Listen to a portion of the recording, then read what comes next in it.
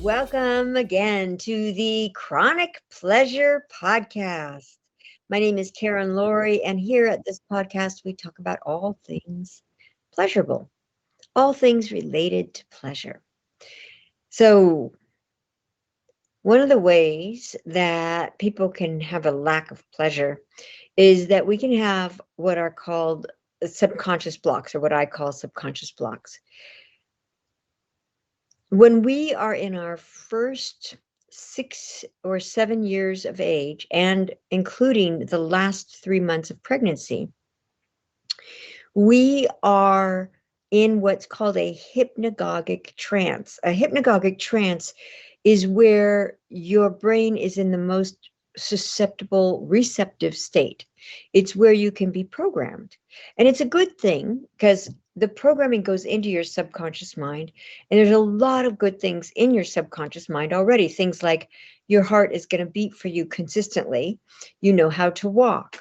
You know how to drink. You know how to talk. All those things are subconscious. You don't have to figure out how to move your mouth and move your tongue and move your lip and move everything to be able to talk each time you go to talk, because it's in your subconscious. It's programmed, so it's automatic. But that automatic programming can happen in a way that doesn't serve us as well. So I don't know if you've ever had any of these issues, but for example, one person I was talking to recently said that he was told as a little boy that his family was cursed.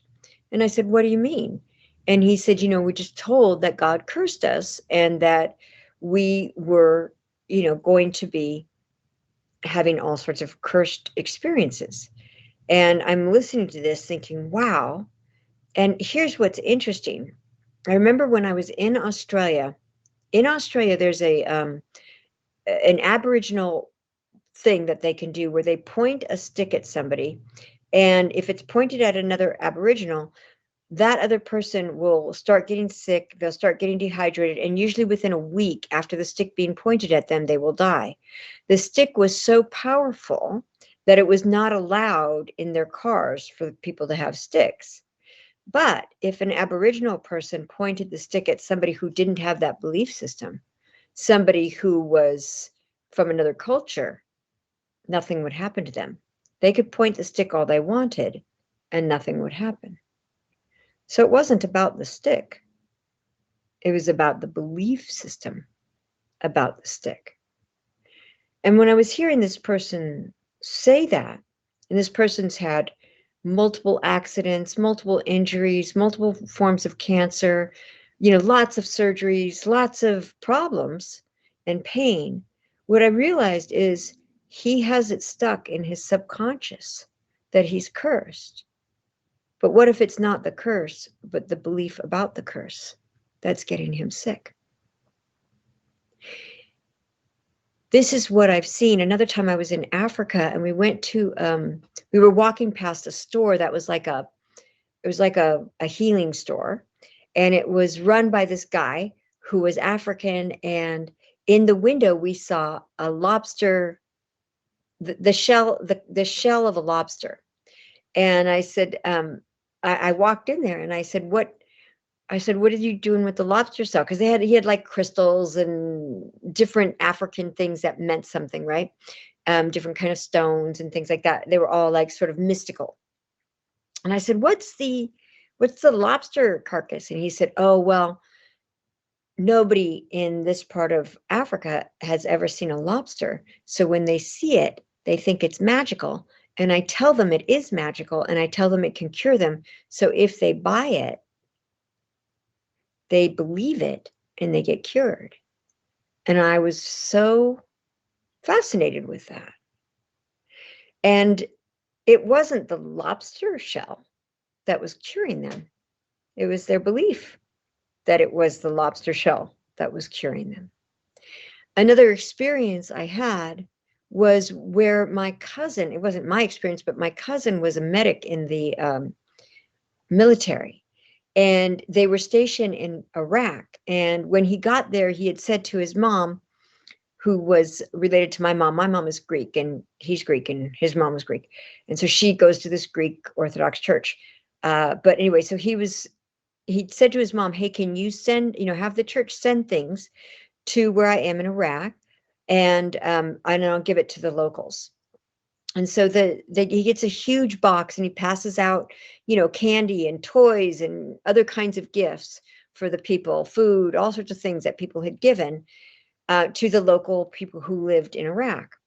About 6 months later, this family comes up to him and they say, doctor, can you give us more of that medicine? And he said, what medicine? And they said, you gave us some medicine and it's saving our father's life. And he said, what do you mean? What medicine did I give you? And he was racking his mind because he only gave medicine to the people in the military. He didn't give medicine to the people in the city. And they said, yeah, you gave us some medicine. It's saving our father's life, but he's almost done with it. So my cousin said, does he have any left? And they said, yes. And he said, can you go get it and bring it back? So they ran off and they got it and they brought it back, and he looked at it and it was a roll of Lifesavers. Lifesavers was not what was curing this man, but probably his English wasn't that good. And he looks up the word lifesaver and it means to save someone's life. So he believed it was saving his life. So my brother gets on the phone with his mom. My cousin gets on the phone with his mom and he says, send me a whole bunch of Lifesavers. And he has all these Lifesavers shipped over to Iraq and gives it to this family. And they were so thankful because it was saving his father's life. And it is the belief that impacts us. So we get these subconscious beliefs, often when we're young, although we can still get them when we're older. And they come in so many different forms.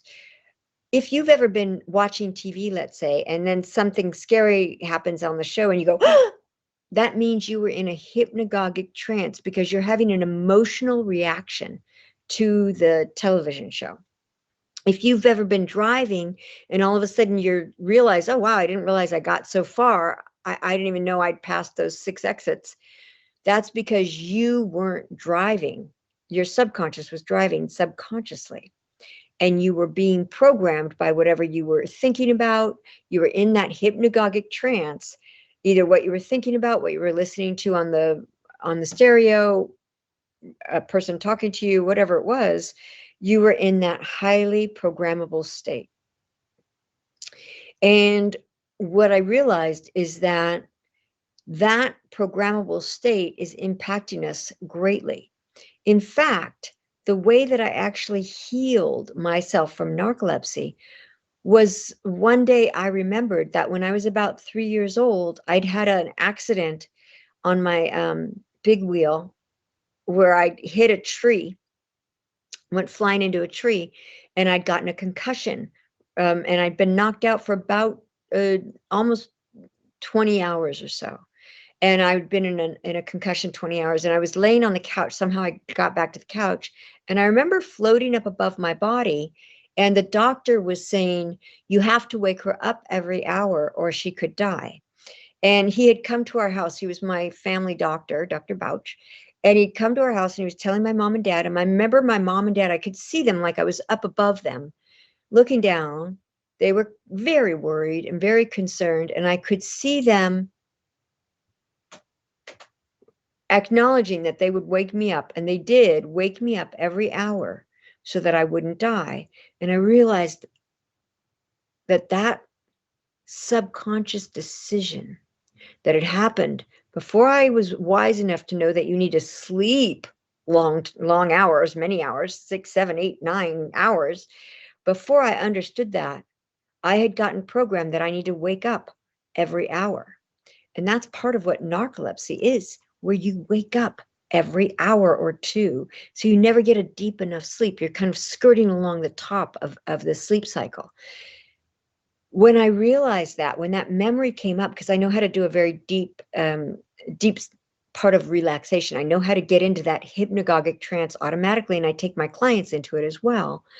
But as I was having this come up, I had put myself into that hypnagogic trance. And what happened is I saw it and I shifted that whole experience and I healed it.